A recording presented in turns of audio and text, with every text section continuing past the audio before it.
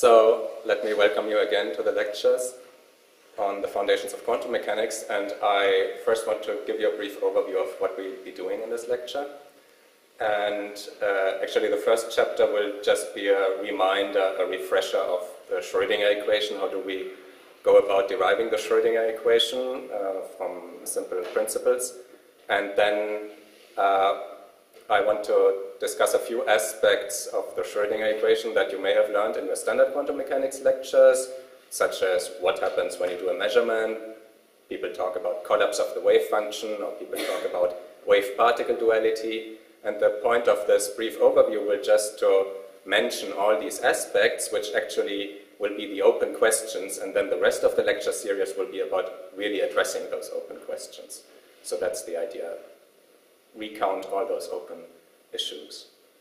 And then in the second chapter, I will go right away to attack what is probably the most important achievement in the foundations of quantum mechanics in the past half a century, which is Bell's inequalities. And they are quite unique in the history of physics because Bell's inequalities and the experimental results rule out a complete large class of infinitely many theories that you could try to cook up in order to understand quantum mechanics, and all of those theories are ruled out at once. So this is pretty unique, and so it's very important, and we will spend some time on discussing Bell's inequalities. And then we'll go back to standard quantum mechanics, not ask about the interpretation so much, but apply quantum mechanics to issues such as measurement and decoherence. And so for measurement, we will learn that there is much, much more to be said than just there's a collapse of the wave function. And it is possible nowadays to say much more about these topics, but it's also necessary to say much more, because nowadays there are many experiments where you can actually learn in detail and where you have to describe in detail what goes on when you actually do a measurement. And so much of this is really driven by new experiments. And then there is another topic which is actually related to measurement, which will be decoherence. And that has to do with wave-particle duality, because decoherence is about how you start with wave effects, such as interference, and then these wave effects are destroyed, for example, because there are interactions between particles or there are fluctuations in the environment, and then gradually you go from these wave effects to particle-like behavior, like of classical particles. So that will be decoherence. So there are these two chapters, measurement and decoherence, and they are very tightly related. And then we'll go back to the meaning of it all. We'll discuss the interpretations of quantum mechanics. We will learn there are several possible interpretations of quantum mechanics. And when I say interpretations, what I mean are theories that try to explain sort of what goes on when you apply the formalism of quantum mechanics, but they keep the same results. So they don't make any different predictions. They keep the same results. They keep the same predictions for experiments. And so in that sense, they are interpretations. And then on top of that, people have come up with what I would call extensions of quantum mechanics. That's when people start to add a few terms to the Schrödinger equation. And that, of course, would give rise to different predictions. And then in principle, you would be able to test these theories against standard quantum mechanics. So these would be interpretations and extensions. And then we go back to standard quantum mechanics, and we'll discuss a little bit about effects that are quite peculiar in the sense that they are non-local, and they are non-local in a way that is different from what people know from Bell's inequalities. And what I mean by that is, for example, the Aharonov-Bohm effect. You may have heard about that. So an electric particle, even if its wave never penetrates the region where you have a magnetic field, still it can be influenced. The interference pattern can be influenced by the magnetic field. And so there is a bunch of phenomena that are similar, and these are called geometric phases, and we will discuss those. And then after that, we will discuss something that is related to these phases, namely, if you have several particles, they can also pick up phases when they go around each other, and that has to do with particle statistics. So fermions versus bosons, and that is pretty important in its own right, and so we will discuss this. So there are geometric phases and particle statistics. And then finally, at the end of the lectures, there will be two short chapters And there I want to discuss quantum field theories and relativistic quantum mechanics. Not in the sense that I pretend to give a lecture on these topics, but I want to touch them insofar as they are relevant for the foundations of quantum mechanics. Because, for example, when people in the 30s first developed the quantized theory of the electromagnetic field, that is quantum electrodynamics, they had high hopes that once they understand this, once they understand quantum electrodynamics, they will also learn what quantum mechanics itself means. Or, for example, they had high hopes once they understand what relativistic quantum mechanics works, or how the electron acquires its mass, or what is the internal structure of the electron, then they would finally understand quantum mechanics better. And though we learn that these hopes have not been fulfilled, still it's interesting to discuss quantum electrodynamics and relativistic quantum mechanics in the context of foundations. Okay, so that basically is the overview of what we are going to do. Okay, but today I just want to recall some very simple facts you should already know from your standard quantum mechanics course, and so this also fixes the notation and just reminds you of the Schrödinger equation.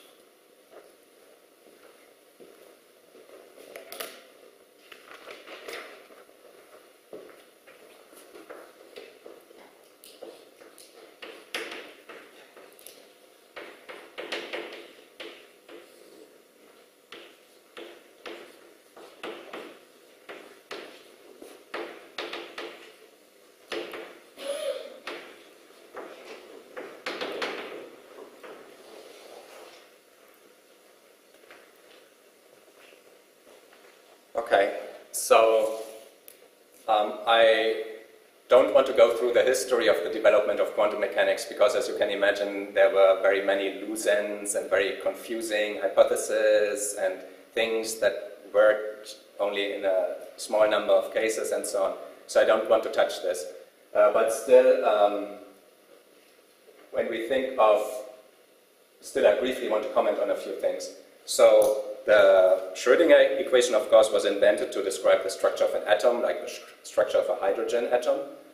And so you could think that quantum mechanics should naturally have taken its beginnings in discussing the structure of atoms. But actually that's not true. And the reason it's not true is that when you go back 100 years, people did not yet even know what are the constituent particles of an atom. Yeah? They still had to learn there's the electron, there's the nucleus made up of protons and neutrons. And so unless you know what are the constituent particles, you cannot even start to discuss what is the dynamics of these particles, why should I have discrete spectral lines. So this was still very confusing 100 years ago. And that's the reason why quantum mechanics didn't start by discussing the structure of the atom. And it did start in a field where people had a much more clear view of what was in principle going on, and that's electromagnetism. So there was Maxwell's theory of electromagnetism, and so people started to ask various questions in that regard. We know that when they combined this with the theory of the electrodynamics of moving bodies, this is actually the origin of special relativity, but we don't discuss that here. We want to discuss something much simpler, which is just electromagnetism in free space. So if you have electromagnetic fields in free space, it seemed that Maxwell's theory works perfectly. And so then the question that came up 100 years ago is, what is the character of heat radiation, of thermal radiation? Yeah? So if you have a box like this, and you heat up the box to some predefined temperature, then there will be thermal radiation inside the box, and it will consist of many different wavelengths. So there will be electromagnetic radiation of many different wavelengths.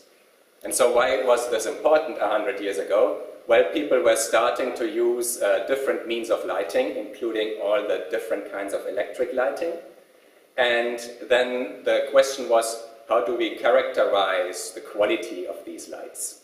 And so that was one of the tasks of the Physikalisch-Technische Reichsanstalt in Berlin, to characterize the quality of electric lighting. And then, of course, you can try to measure the power of a lamp. Okay, that's fine enough. But you can also try to measure the color of a lamp. Yeah? And in order to measure the color quantitatively, you want to measure the spectrum, and then you want to compare against the ideal spectrum of something. And so it turned out that the ideal spectrum to compare against would be thermal radiation. And now, again, for thermal radiation, people had already understood that if you take a setup such as this, so you heat a box, an oven, and you try to characterize the thermal radiation within that box, then the properties of that thermal radiation are completely independent of the materials out of which the walls of the box are made. Yeah? The materials are important only insofar as you need some interaction between the radiation and the walls of the material, so sometimes the radiation is absorbed and sometimes it's re-emitted, and that is needed to establish thermal equilibrium at this given temperature. And so if the walls of the material are not very absorptive at some frequency, then thermal equilibrium is established a little more slowly, but still it will be established after some while. Still, to help it along and to make sure that everything is nice, you would want to make the walls of the box very black, because then you absorb very nicely and you also emit very nicely, and so that is the best case, and then that is what they studied. Okay. And so you can ask several questions. The simplest question you can ask is, if I take a box like this, say of a cubic meter, what's the total energy contained in thermal radiation? And that was simple, that was answered. Then the next question you can ask is, what about the spectrum? And so the correct question to ask is, if I just consider the electromagnetic radiation within a small interval of frequencies, then what is the total energy in this interval of frequency? So what's the total energy density, that is energy per volume? And so people had found out, even before 1900, that apparently, say if you go to the near infrared or the visible, the following formula is a very good approximation for this energy density. That is omega to the cube divided by e to the sum frequency divided by temperature multiplied by some coefficient. And the coefficient nowadays we would write as h bar over Boltzmann's constant. So that is known as Wien's law. That would be the energy density of the thermal radiation inside that box in a small frequency interval. And then what happened is that people extended these measurements down to smaller frequencies, and they found there is a deviation from this formula. And in order to fix it at all frequencies, Planck introduced an extra term. So there you go from Wien's radiation law to Planck's radiation law. Yeah. The funny thing is that Wien's radiation law is already what we nowadays would call the extreme quantum limit. And it didn't bother people at the time at first, that the structure of the formula was like it was. And only after Planck had established his formula, then people really worked out the Rayleigh-Jeans law of classical statistical mechanics and found that there is a huge discrepancy. Because classical statistical physics would predict that in this room we would be bombarded by X-rays and gamma rays and every kind of high energy radiation, but of course it's not true, obviously. Even if you calculate the number of visible photons that would be emitted by these thermal objects in the surrounding in this room, it's practically zero.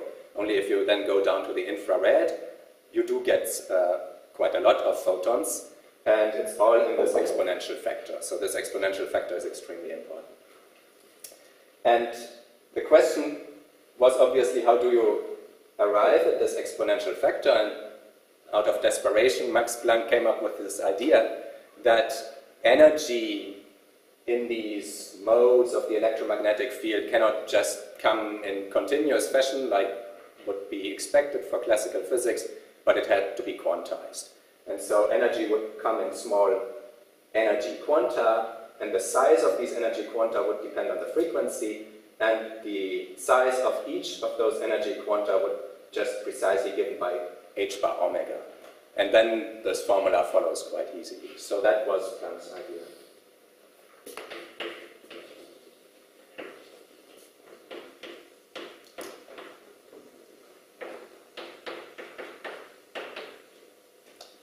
And so at least this worked well enough to get thermal radiation correctly.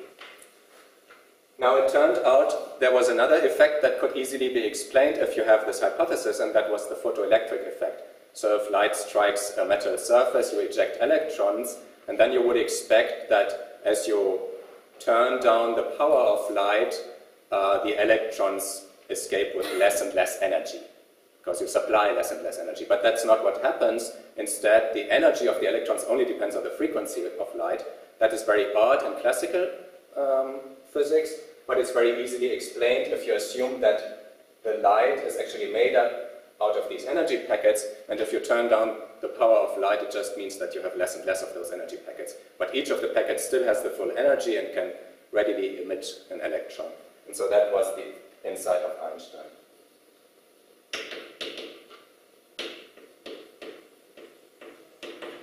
Okay, so that is the beginning of quantum physics. E equals h bar omega, and h bar would be h, that is Planck's constant, divided by 2 pi, and you know this is roughly 10 to the minus 34 joules second. So h bar entered as the conversion constant, converting frequency to energy. Okay. So this was the first step. And what was the picture that people had at the time? Well, the picture was not clear. It was not at all clear for Planck. It became a little bit clearer for Einstein, who at least imagined that if you have a stream of light, then really it's made up out of these energy packets, and for each little energy packet, he imagined maybe it's like a wave packet, like this. Maybe there's even some singularity at the center of the wave packet, or maybe not. But you can easily imagine that if you have many, many of those wave packets, they somehow superimpose to form one big plane wave, and you're back to classical physics. So it's not so strange if you don't try to think about it too hard at this point. Okay. Good. Now, this is energy. Then it turns out, once you accept that you have these energy packets representing photons, what we now call photons, they also have to have momentum. This even follows from the theory of relativity, because in relativity, you know that the energy and the momentum form what we would call a 4-vector, so they go together, which means if I'm going to a different frame of reference and I want to calculate the new energy, I need not only the old energy, but also the old momentum, and then I have to combine them to form the new energy. So that's the meaning of them being combined into this 4 momentum. And on the other hand, it turned out that also omega and c times k, so the frequency and the wave number,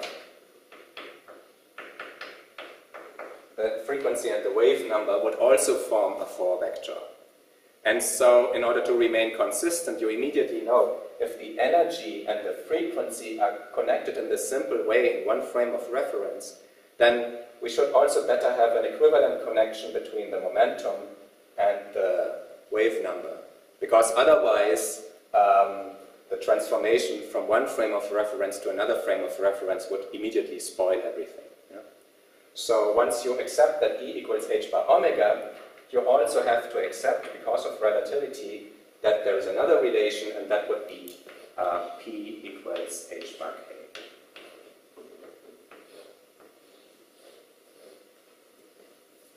So I think Einstein first pointed this out.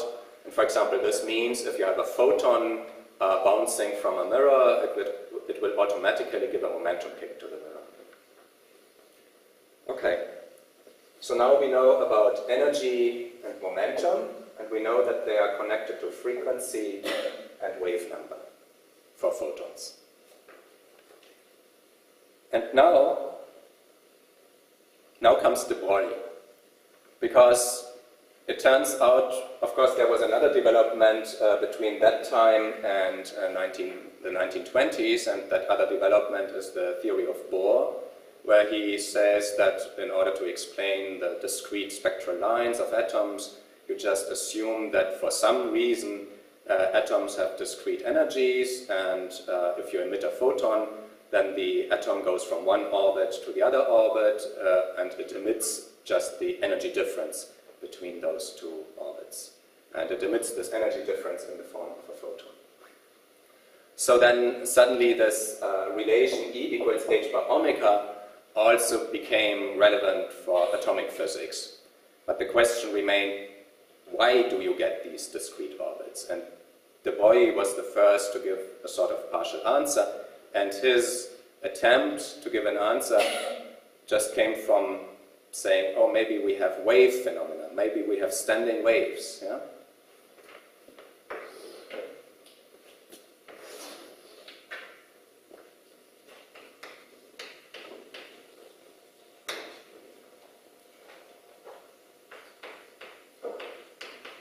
So by the way, you can find on the lecture website, you can find links to the original literature, and I also placed a link to the thesis of Louis de Broglie.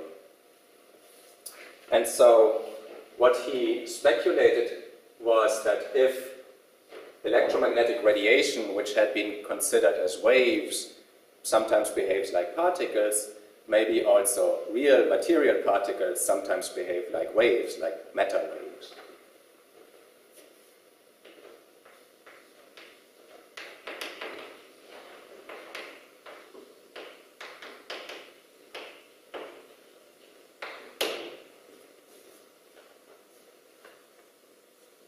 And the question then is, for any kind of waves, you have to know what is the relation between frequency and wavelength, or between frequency and wave number.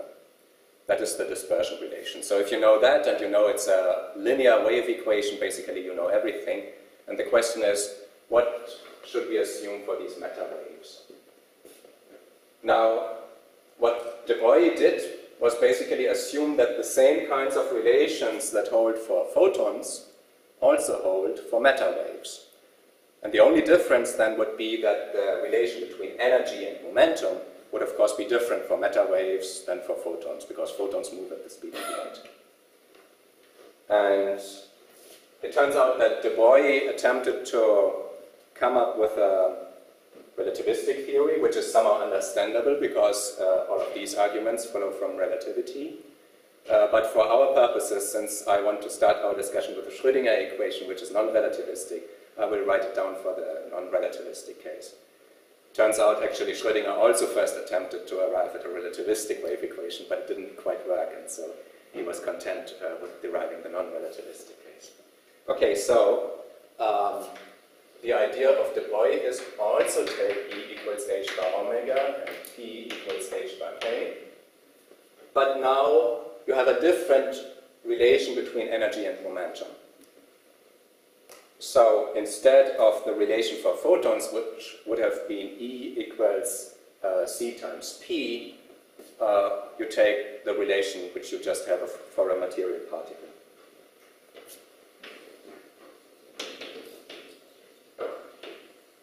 So if you have a free particle and you just want to write down the kinetic energy, you would say energy equals momentum squared divided by 2m. And it's the momentum we write down here instead of the velocity, simply because apparently the momentum plays the more important role according to these formulas. Okay. And so now, what does this help you? Well, now the goal in principle becomes very simple. At the time it wasn't yet simple, otherwise it would be called the de Broglie wave equation, but he didn't write down a wave equation. Nowadays it would be more or less an exercise for students, because we are so used to saying, okay, here's the dispersion relation, that is the relation between frequency and wave number, and I tell you it's a linear wave equation, try to write down the wave equation. Yeah? That would be the task. And so that would be the goal.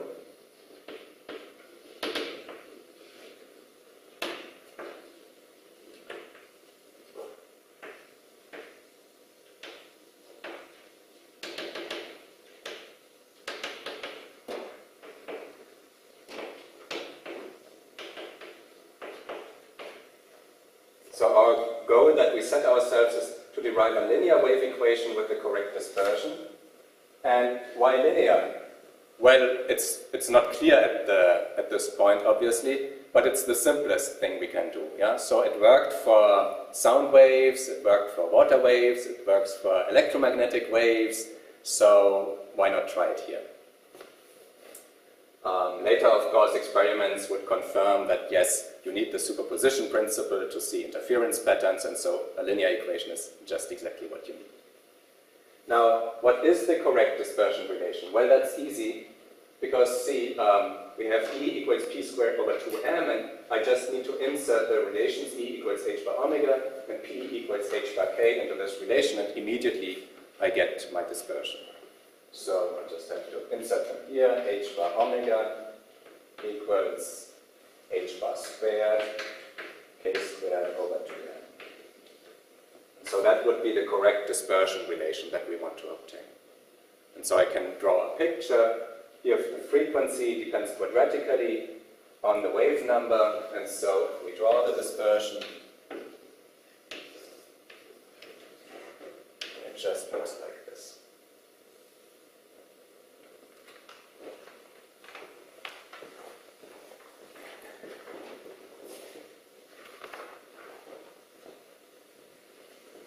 Okay.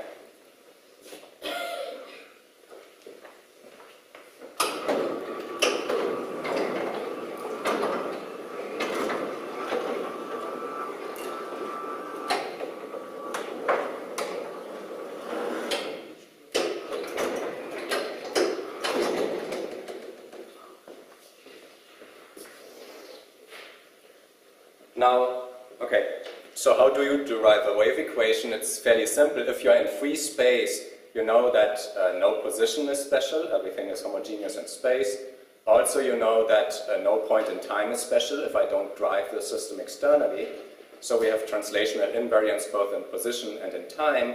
And if I tell you what are the solutions of any linear wave equation that is translationally invariant in space and time, the solution are always plane waves. Yeah? I don't even yet need to know what is the exact form of the wave equation. I know in advance that the solutions will be plane waves. The only thing I don't know at this point is whether the wave field will be real valued or complex or a vector field. But let's start very simple. Assume it's a scalar field that is just a number at each point. And let's look advanced a little bit and take it to be complex.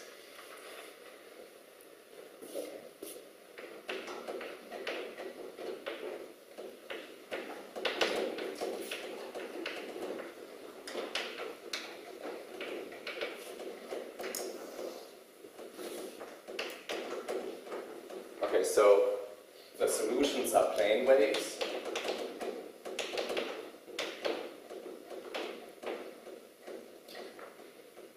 And that means psi, my solution, will be proportional to e to the I kx minus omega t.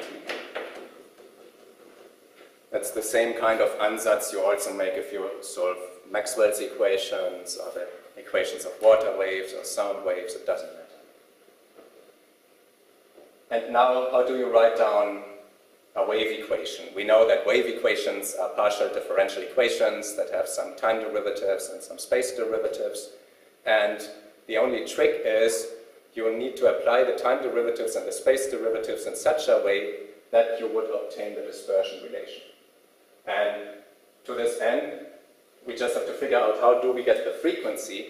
Well, I just have to apply the time derivative, because a time derivative applied to this exponential will give me a frequency in front. How do I get the wave number? Well, I'll just apply a space derivative.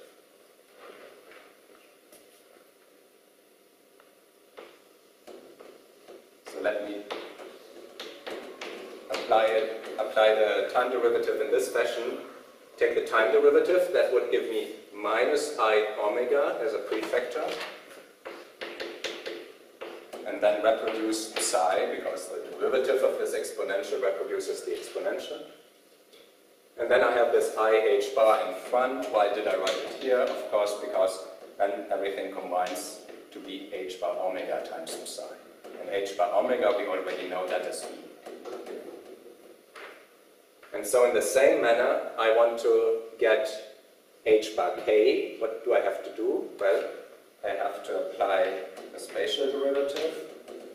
And then, if I want to get h bar k, I should also multiply by h bar. And in order to get rid of the I that I will obtain, I multiply by minus I. Okay? And this will give me h bar k times psi. So that's the game. And of course, this is our momentum.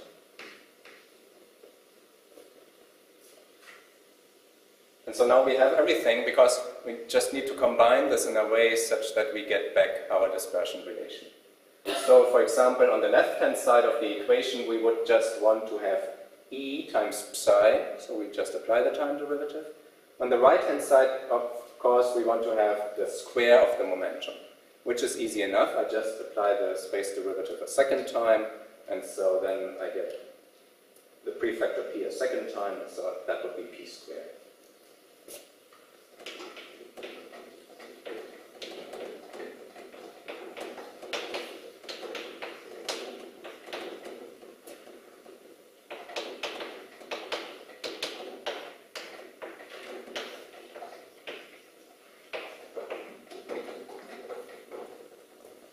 Okay, so that's what we need, because this will give me p squared divided by 2m, that will give me E. Both of them will be multiplied with a wave function, and that's fine.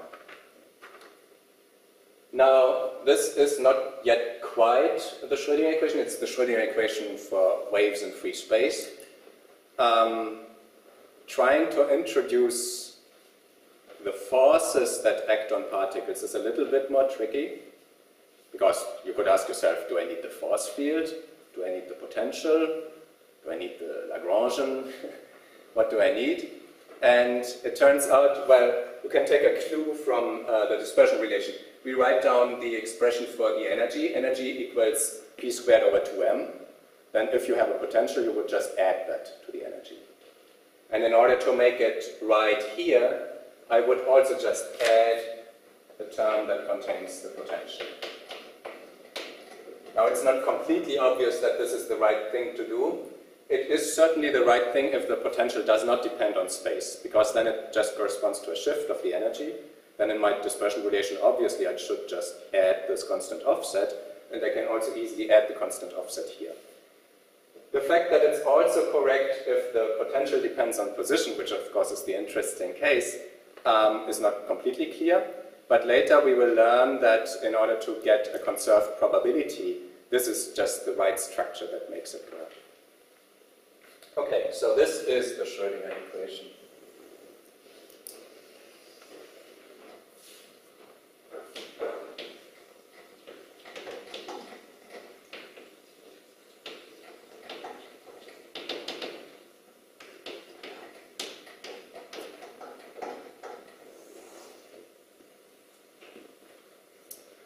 You also know that, in principle, there's an equivalent form, which was even invented a year earlier, that is Heisenberg's matrix mechanics, but then it was very quickly shown by Schrödinger that the two are formally equivalent.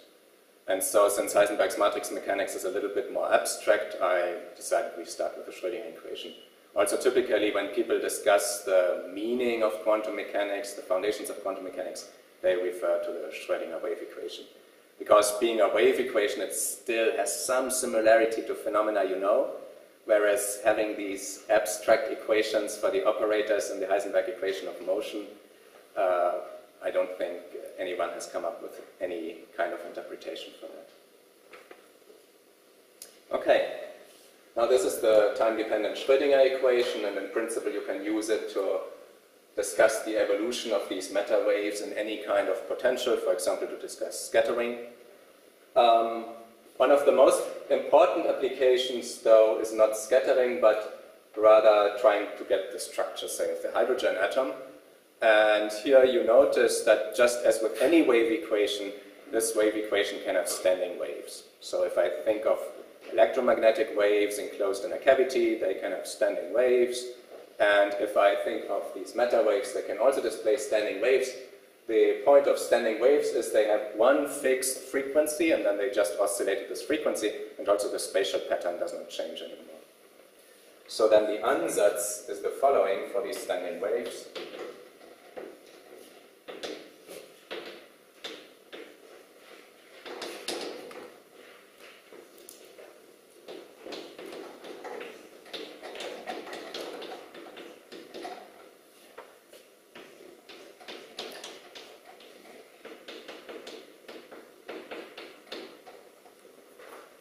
So that is the ansatz. Again, this is the kind of ansatz you would make for electromagnetism, for example, or for water waves. You have a mode function that encodes the spatial structure of your standing wave, and it could be more or less complicated. Plus, you have a very simple oscillating time dependence at some frequency which I already expressed via the energy. And then it turns out, just as for any such problem, there's a whole set of such standing waves, and if these are bound states, they are actually discrete, and so we typically number those with some subscript n. So n would be the quantum number. And of course, you know from your quantum mechanics course, sometimes it's also convenient to introduce more than one quantum number. Sometimes you have a continuous part of the spectrum as well. Okay, so these are all the details that we don't need to discuss here. And so what is the equation that should be fulfilled by this standing wave pattern? Well, you know that the Hamiltonian applied to this phi n of x, that should reproduce the energy. So it's an eigenvalue equation, and the energy levels are just the eigenvalues of your Hamiltonian operator. And what is the Hamiltonian operator? This is what we have on the right-hand side of the equation, so everything that acts on the wave function, including the spatial derivative and including the potential.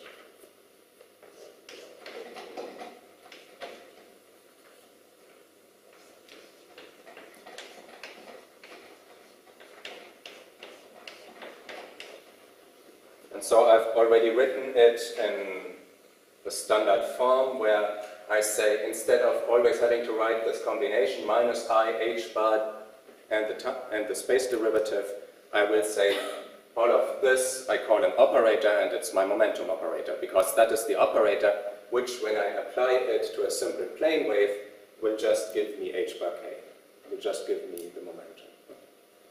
So that's what you know.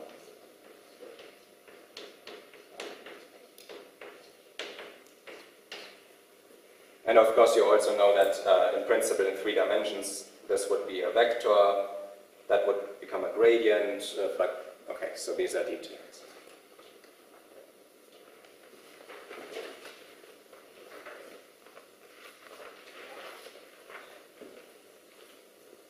Okay, let me just quickly write down, this is the Hamiltonian.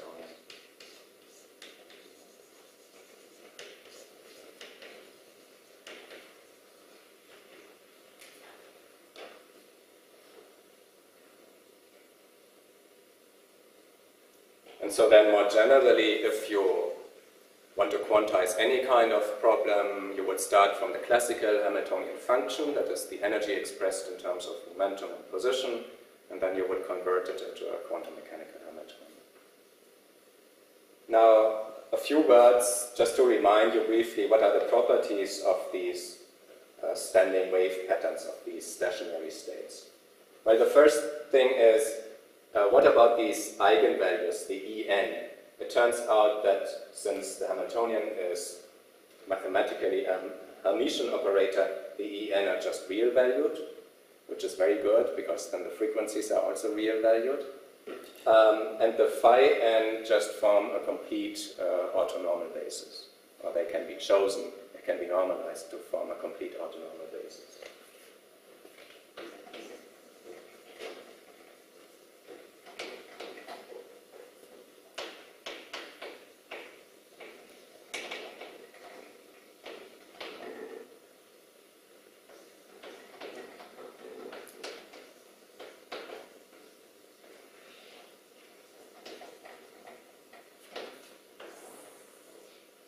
And so again, what does this mean? This means I can normalize them and choose them such that if I pick any two of these phi n, then the scalar product will give 0 unless they are the same function.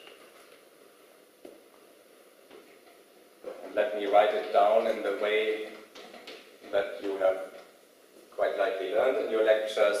So this combination with the angular brackets, that should denote a scalar product, and the left part we call bra, and the right part we call cat, because together obviously they form a bracket, and so this is the scalar product. And you know that if I work in the position basis, that as I express phi n in terms of x, then this would just be the integral phi n of x complex conjugated times phi m of x. So that would be the scalar product, and if these are really the energy eigenfunctions, then this is just 0 whenever they are not the same, and it's 1 if they are the same. Okay.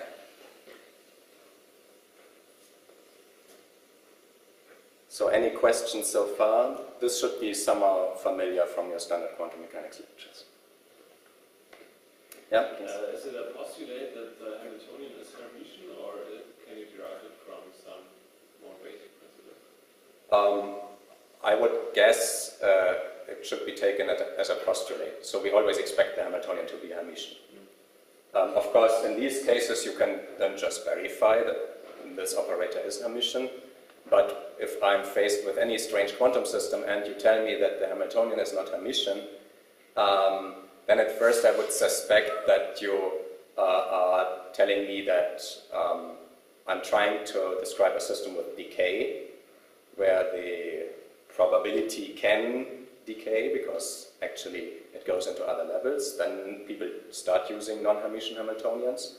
But if you're telling me this is an isolated quantum system and I'm really describing the full universe and still it's non-Hermitian, then this would be very suspicious. Okay.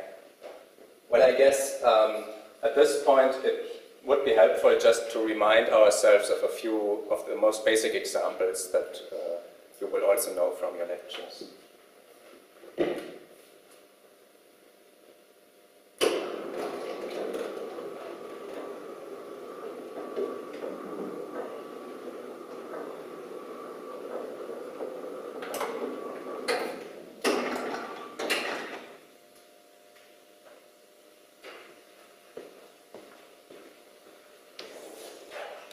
Okay, and so let me just quickly remind you of the particle in a box, the harmonic oscillator, and the hydrogen atom.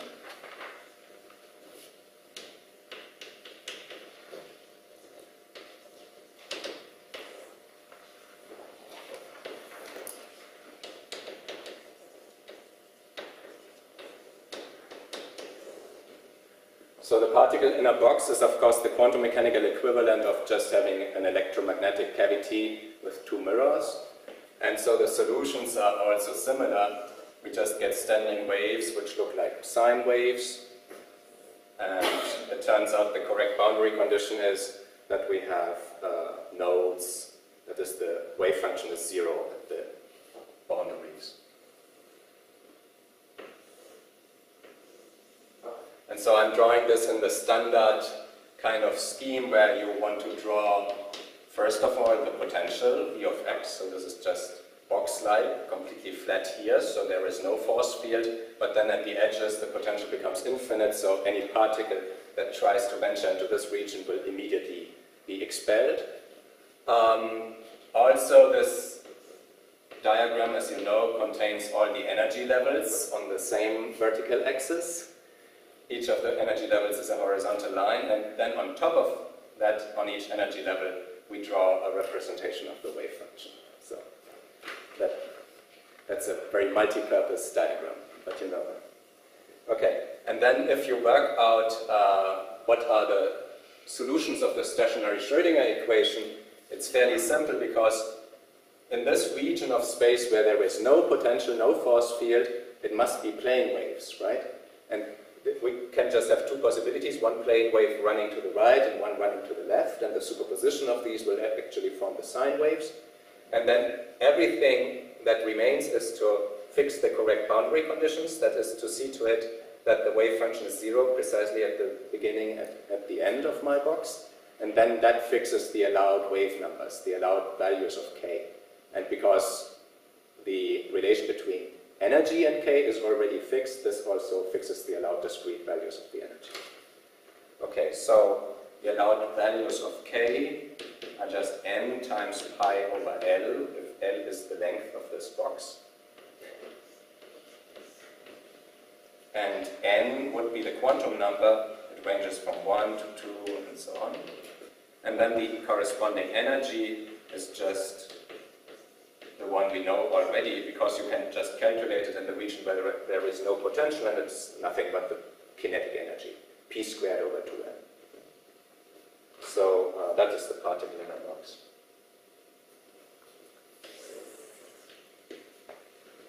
Now the particle in a box is nice for some purposes, but it's much more important to know the harmonic oscillator.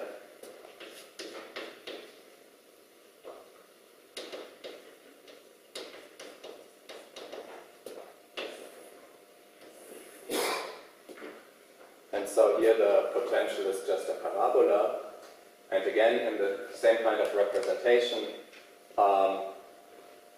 if I draw the energy levels, the most important feature is that all the energy levels have equal spacing. And the spacing turns out to be h bar omega, where omega is the classical frequency of this harmonic oscillator. And so En equals h bar omega times n plus 1/2. So it turns out even the ground state, whose wave function is a Gaussian, even the ground state has a finite energy. And again, this is easily understood. It's finite because, well, of two reasons. There is a finite kinetic energy, the particle is moving, and secondly, also the wave function extends into the region of the potential where the potential is no longer zero. So suppose in the middle it's zero, but it obviously extends into other regions. And the reason it has to extend into these other regions and not just lie at the bottom of the well like it would do classically is that if it were to lie at the bottom of the well, then, as we will recall later, Heisenberg tells us that then the momentum would be completely uncertain and the kinetic energy would be infinite. So this is the best compromise. And so then we have also the higher energy levels of the harmonic oscillator, just like this. Now, one word about the energy levels. The harmonic oscillator, for example, describes the mechanical vibrations of a particle in such a harmonic well. For example, molecular vibrations. And in that case, you would say that if this quantum harmonic oscillator is in the, say, third excited level, that there are 3 quanta of vibrational energy, and you give a name to those quanta, and you would call them phonons. Yeah? So n is the number of quanta.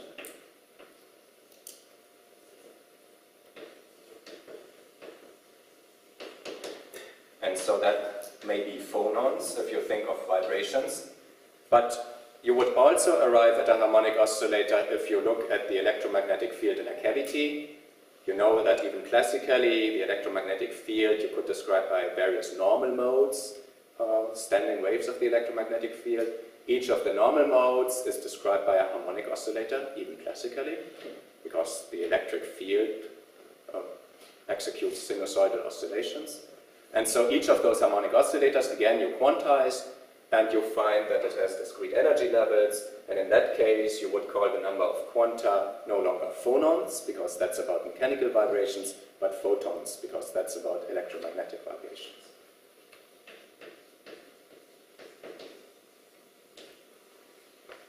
So the initial picture of Max Planck that there are somehow resonators that can only have discrete amounts of energy, that was actually correct. So this is the picture that Max Planck somehow had in mind.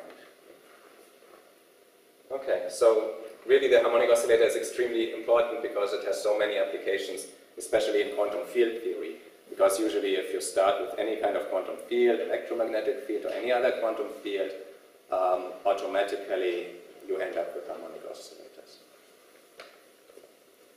Okay, so n, the number of quanta, can obviously be 0. That's when you're in the ground state and there are no excitations, or it can be 1, 2, 3, and so on.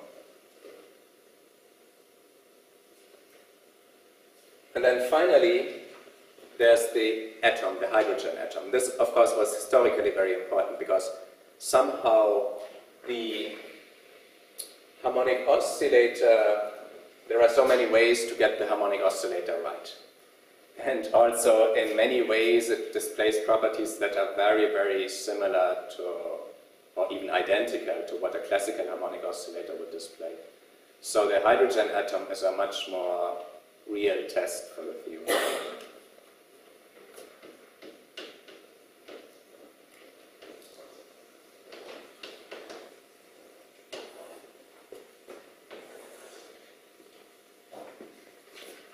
And again, I want to draw the same kind of diagram. Here, of course, we have a three-dimensional problem, but the potential is only a function of the distance to the nucleus. It's just the Coulomb potential, the attractive Coulomb potential. So it goes like -1/r. And then we would draw the energy levels of our electron moving around the nucleus, and they would look like this. So you would have discrete energies which get closer and closer and closer to each other until they finally converge somewhere. And then if the energy is above 0, you actually have a continuum of states. And again, this has a simple interpretation. These are no longer bound states, but these are plane waves, or more precisely scattering states. So these are electrons coming from infinity, doing something in the vicinity of the nucleus and then going away. And so if you look at the wave functions, again, it's a little bit harder to draw them because it's 3 dimensions, but what people typically do is just to look at the surfaces of constant value of the wave function, of constant psi. And so there are completely isotropic wave functions whose surfaces of constant psi would look like this. And there are other wave functions, as you know, which more or less look like that. These would be p orbitals and so on. Now the important thing is that Schrödinger's theory immediately gave the correct energy levels, and the correct energy levels are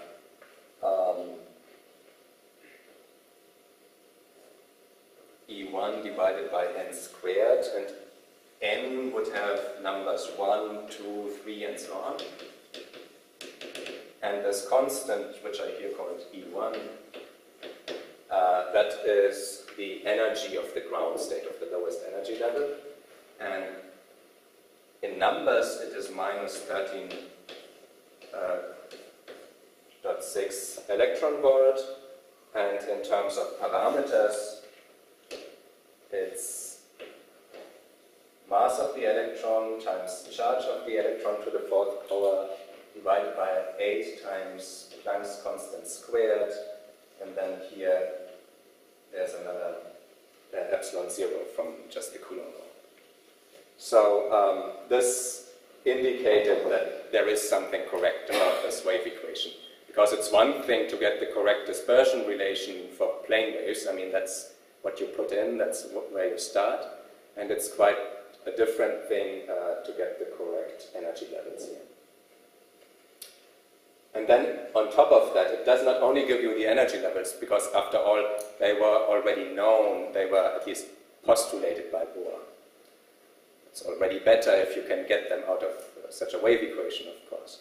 But on top of that, you also get the correct intensities of the spectral lines. So if you irradiate the atom, and it makes a transition between the ground state and the first excited state, then you want to know what's the intensity of this line, or what's the probability of absorption. And this was completely impossible for Bohr to postulate or calculate. But it becomes possible because in order to know that, you need to know the shape of the wave functions, and then it becomes fairly simple. So it would only depend on the matrix element of the dipole operator. Okay.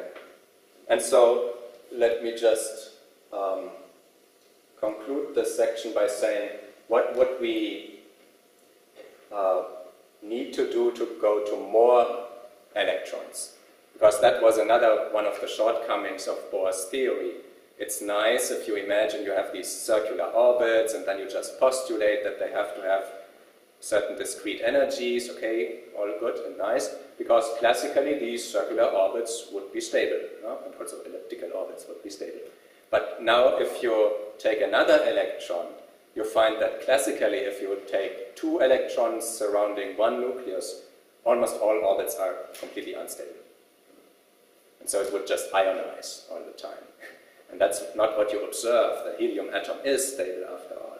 And so the many electron atom was a big problem, a big challenge starting from Bohr's theory, and it is naturally accounted for by Schrödinger's equation. And so what do you have to do if you want to go to more electrons or to more particles in general? Well, you go back to the way we wrote down the Schrödinger equation, and what appears there is the Hamiltonian, that is the energy expressed by momentum and position. And now, even classically, you know that you can express the energy of a two-particle system in the way that, well, you add the kinetic energies, plus you add the potential energies, plus there might be an interaction between the two particles that depends on both the coordinates at the same time. And so the Hamiltonian would become a function of x1, x2, p1, and p2. And so then the idea is the same here. You would have a Hamiltonian operator that contains x1, x2, p1, and p2. And once the Hamiltonian operator contains all these different quantities, then it should probably operate on a wave function that also depends not only on one coordinate, but on two coordinates. Yeah? So that's the idea.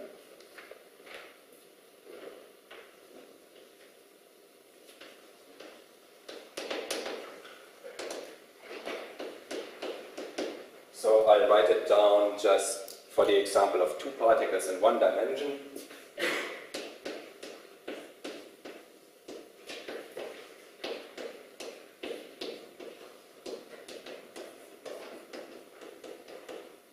And I've written down the potential energy as depending on both coordinates because it also includes the interaction between them. For example, it's the repulsion between the two electrons in the helium atom. And so then, if you want to apply this to a wave function, the wave function should also depend on two coordinates. Now, of course, there would have been other possibilities, like for each particle, there would be one wave function. We know nowadays that there are some situations where interactions are not so important, where this can be a good approximation to write down one wave function for each particle, but usually this does not work. And one other way of seeing that this is the correct approach would be to say the following. If I consider one particle in one dimension, the wave function is a function of one coordinate only. Yeah? If I consider one particle in 2 or 3 dimensions, I already need 2 or 3 coordinates. And in the Hamiltonian, I also go from only x to x and y, or x and y and z. And so, formally, since I'm very content to have the wave function depend not only on one coordinate of my particle, but also on 3 coordinates, then it's just natural that if I turn not from one particle in one dimension to one particle in 2 dimensions, but instead I turn to 2 particles in 1 dimension each, then formally, classically in the Hamiltonian, this is just the same step. This is formally the same. And so also quantum mechanically I could guess I need the same formalism. That is, I have to extend the number of coordinates, the number of arguments in my wave function. So that would be another way of seeing it. Still, it must be noted that if it were not for these many particle wave functions that depend on many coordinates at once, it would be quite easy to explain many features of quantum mechanics in a sort of classical way, but it is these many particle wave functions that are at the heart of many of the problems, actually. Okay.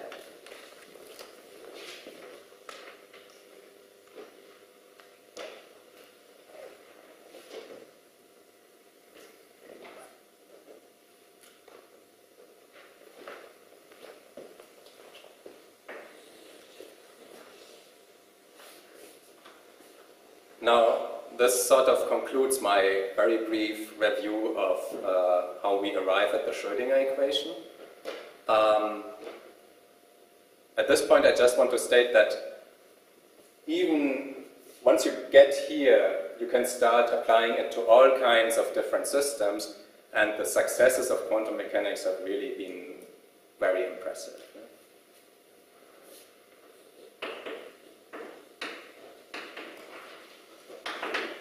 Because if we want to list what does quantum mechanics explain?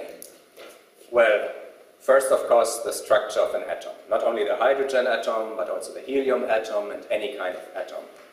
In particular, it explains the shell structure, that peculiar energy levels are better than others, that there is some periodicity in the periodic table of elements, and so on. Then you can also combine two or more atoms to form molecules, and it completely explains the structure of these molecules. It explains the nature of the chemical bond. You can predict the chemical binding energies, which configurations are more stable than others. You can also combine many of these molecules to form, say, a periodic arrangement in a crystal lattice, so you get the structures of crystals, and you can do all of this. So the whole field of chemistry basically rests on quantum mechanics.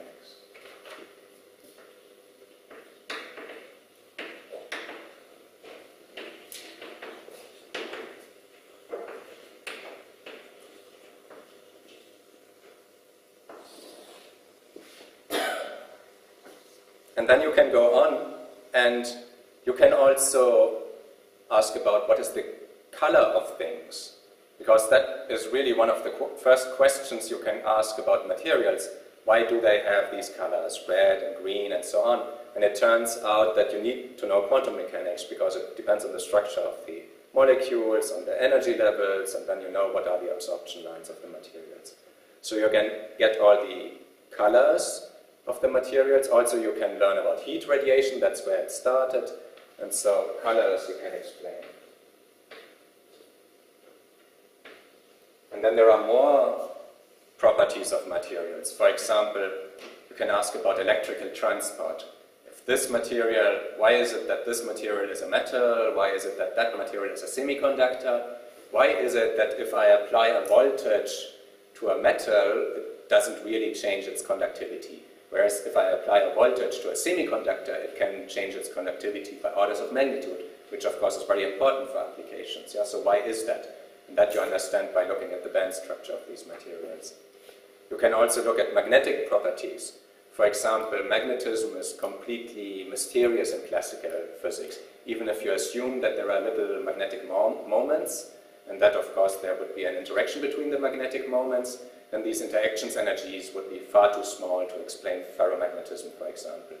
And then the result is that, again, you need quantum mechanics, and it's a combination of kinetic energy, Coulomb energy, and the Pauli principle that explains the very high ferromagnetic transition temperatures. So magnetic properties are completely quantum. And so, in addition, you can ask about the mechanical structure. So, for example, a molecule, how does it vibrate, how does it rotate, how can I bend a material? All of this, you need to know quantum mechanics to calculate how this works, because it depends on what happens when you bend the material. All the wave functions of the electrons have to rearrange, and this costs some energy, and so that gives you the elastic constants.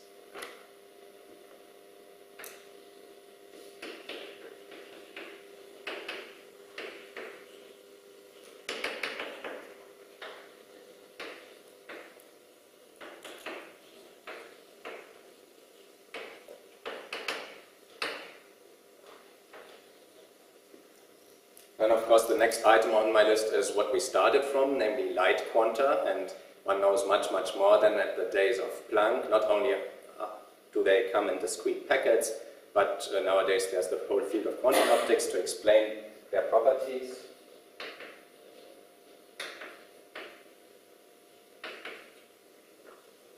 And then once people had understood the structure of atoms, they could go deeper inside the atom, they could start to understand the nucleus. Again, there can be something like a shell structure for the nucleus. They could learn about what is behind radioactive decay. Yeah? It's connected to the quantum mechanical tunneling process.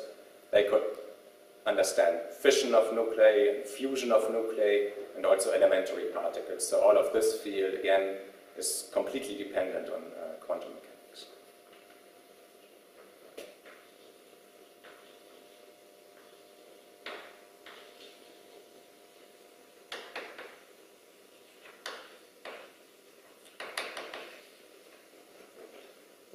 Okay, so this is the whole list of phenomena that quantum mechanics explains and much, much more. And then also there were new phenomena that were discovered since the advent of quantum mechanics, and which quantum mechanics either helped to explain or even predicted in some cases. And so one of the earliest phenomena is superconductivity. So in 1911, Kamerlingh Onnes found out that some elements can become superconducting, so they can carry the electrical current without any resistance. And then it took only 50 years until finally they were able to figure out why is it that some materials can become superconducting. And again, you need quantum mechanics, you need to know that electrons are fermions, you need to know about spin of the electrons, you need to know about how they interact with the vibrations of the crystal lattice, and so on. So let's call this applications of quantum mechanics. So one of the first and most spectacular are superconductors. And then there are also what is called superfluids. They are not charged, but things like helium, both helium isotopes, display a superfluidity, so you can have fluids that pass through anything without any resistance, so the viscosity is just zero.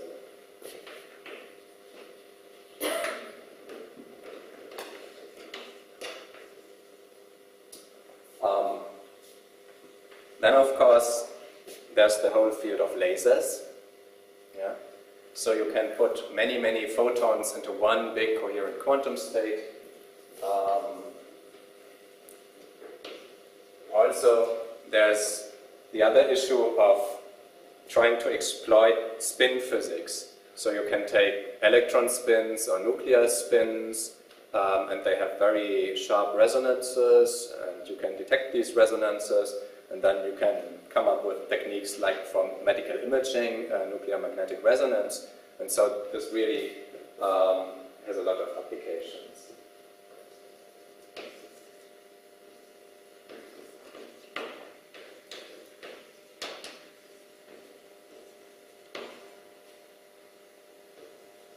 And so the last field I want to mention here is semiconductors. There was probably no way of coming up with all the semiconductor physics without knowing quantum mechanics. I mean, simply by trial and error, it would have been extremely hard to produce the semiconductors that we use nowadays for making transistors and computer chips.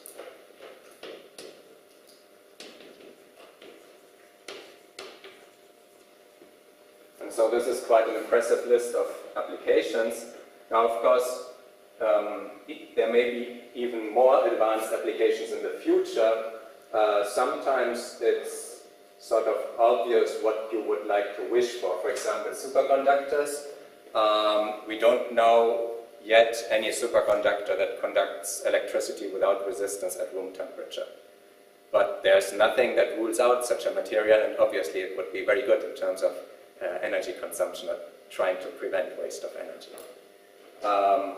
Also, it turns out that you can try to build not only classical computers and make them faster and faster, but you can try to build, you can imagine to build computers that operate on the principles of quantum mechanics, so-called quantum computers, which would then, at least for certain tasks, be much more efficient than classical computers. Okay. So that is just to stress the successes of quantum mechanics and to make it clear that it's rather unfortunate that for such a successful theory we still don't really know what we are doing.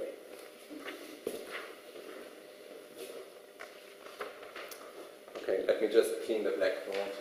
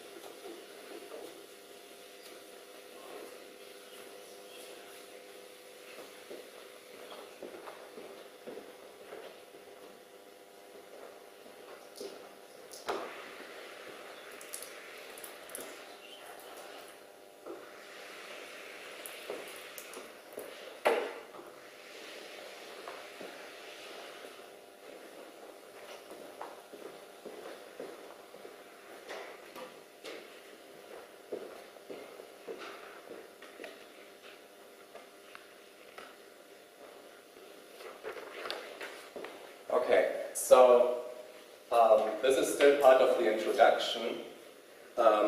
We want to ask what is the meaning of the wave function. Now, this is obviously one of the first questions that people also asked when they read Schrödinger's paper.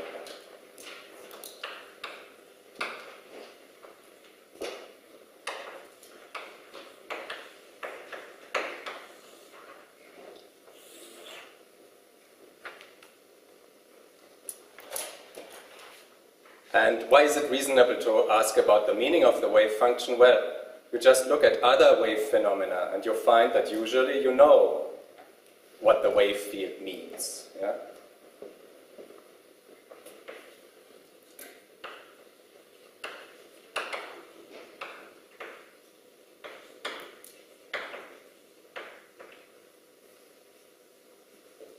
For example, if you think of water waves are probably the easiest waves that you can look at.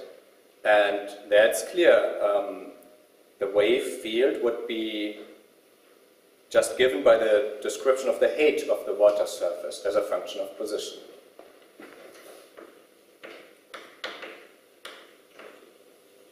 So if you take a snapshot of the wave at a certain point in time, it may look like this. So let's call this coordinate x. And then at each point you can register what is the height of the column of water, and you would call this, you would give it a name. For example, you could call it u of x or h of x, I don't care. And then the wave equation would be an equation for this displacement of the water surface. And so it would tell you how does this displacement field change in the course of time. Also, the same would hold for elastic waves. For example, if I emit an elastic wave in this blackboard, then we could have a displacement field as well that would tell me what is the displacement of each and every single atom in the blackboard. And then this would become a vector field. Again, it would depend on position, and the displacement, of course, would be different at different points in space. And again, the wave equation would describe how this configuration changes in the course of time. So there's no question in principle how you would measure this. So here you could just take a photograph. Here it may be more difficult, but in principle there's no question of what it means. Then sound waves. As I am speaking right now, of course I emit sound waves. They are just pressure waves in air.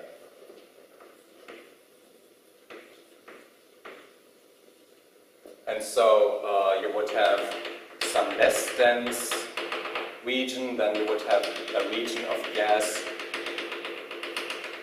which is more dense, and then again a less dense region, and so on. So it's a little bit more abstract, but if you look at it with not too high resolution, you see here the pressure is low, then the pressure is high, or the density is also high, and so on. So and it looks like this. And that would be, say, the density.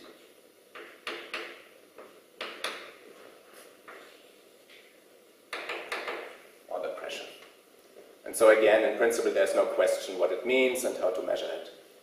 And then we have electromagnetic waves.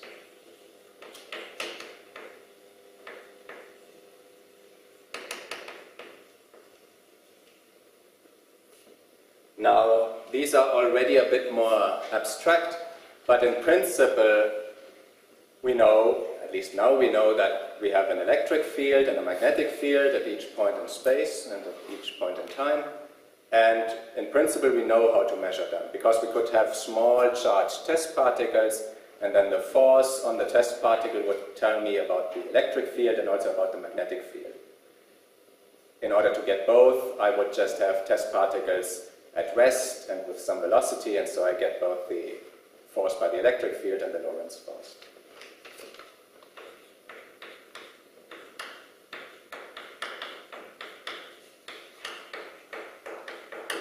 So there's no question, in principle at least, of how to measure these fields.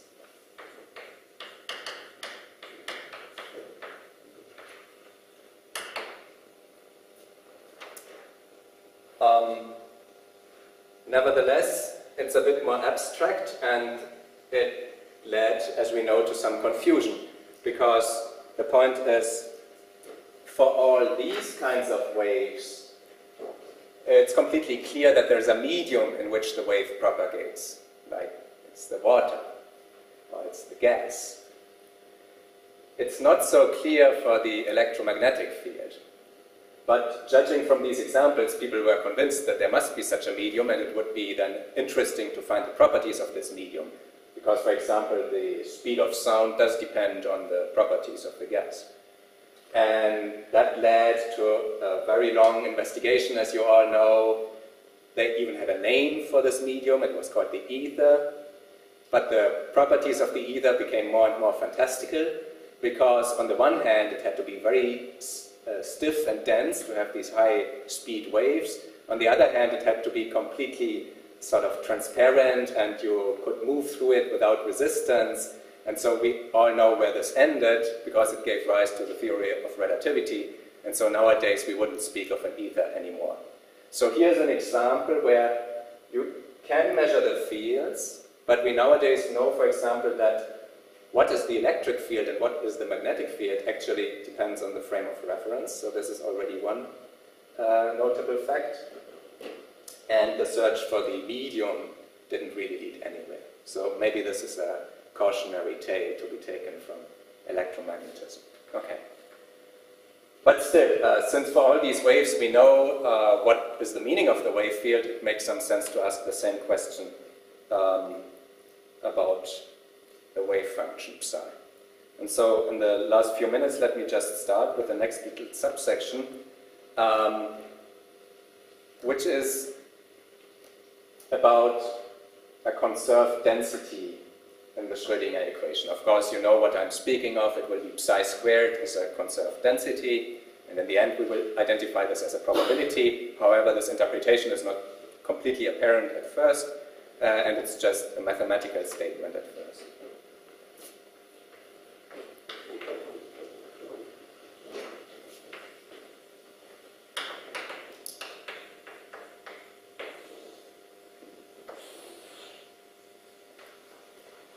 So, why would we look at conserved densities? Well, the point is that in all these examples, I can, for example, define an energy density, and the energy density will be large wherever I have a large wave amplitude, and then I can write down an equation that tells me that energy is conserved. So the integral over the energy density over all of space is the total energy. It's always conserved. unless there is some friction. And then it turns out that I have an equation that tells me how this energy density moves. Also, there will be a momentum density for these kinds of waves. So whenever I have a linear wave equation, I know already, I expect that I will have a conserved density which is quadratic in the wave field in some way. Yeah? And so let's find this.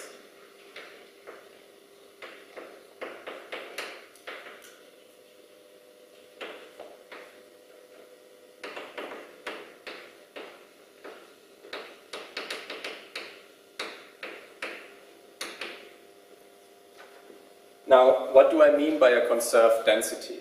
So, we need to distinguish between global and local conservation laws. Global conservation law is just the total energy is conserved, the total number of particles is conserved. But of course, it would be perfectly consistent with such a global conservation law if my particle suddenly disappears here and suddenly reappears somewhere else, because then still the total number of particles is conserved. We know that usually this doesn't happen. So it's even more restricted.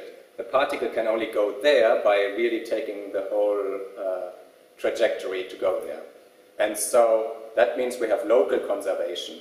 If the conserved density, for example, energy density, charge density also, changes at some point, this is only because it moves to the next point in space. Yeah? So it moves locally. And so mathematically, what do we have? Mathematically, we express this in the following way. We have a density of something, like charge, or energy, particle number, and we have a current density that tells us how this density moves from one point to the other. And so we have this pair of densities. One is a scalar field, that's the density, and the other is a vector field.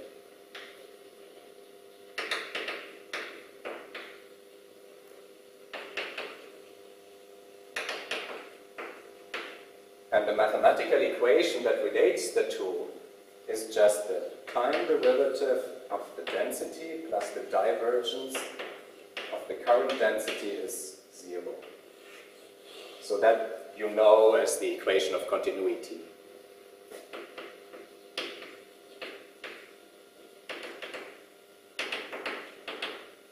And so this really expresses the fact that if I have a high density somewhere here, say a high density of particles somewhere here, and this density diminishes in the course of time. That must mean that these particles are just moving to adjacent regions of space. They can't just jump from here to there. Yeah? And then the current density would be just the kind of vector field that I've been drawing here. The current density would then have a positive divergence, because the current density here has a source. The particles spread out. And so the divergence here would be positive in this situation. The time derivative would be negative, because the density diminishes and everything is all right. Yeah?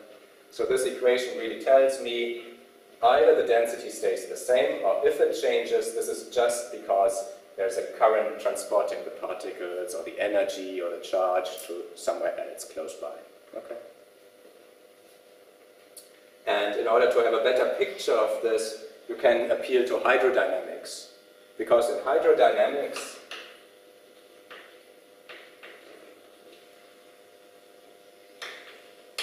you know that the current density, for example, for the mass density of particles, is just this mass density times the velocity field.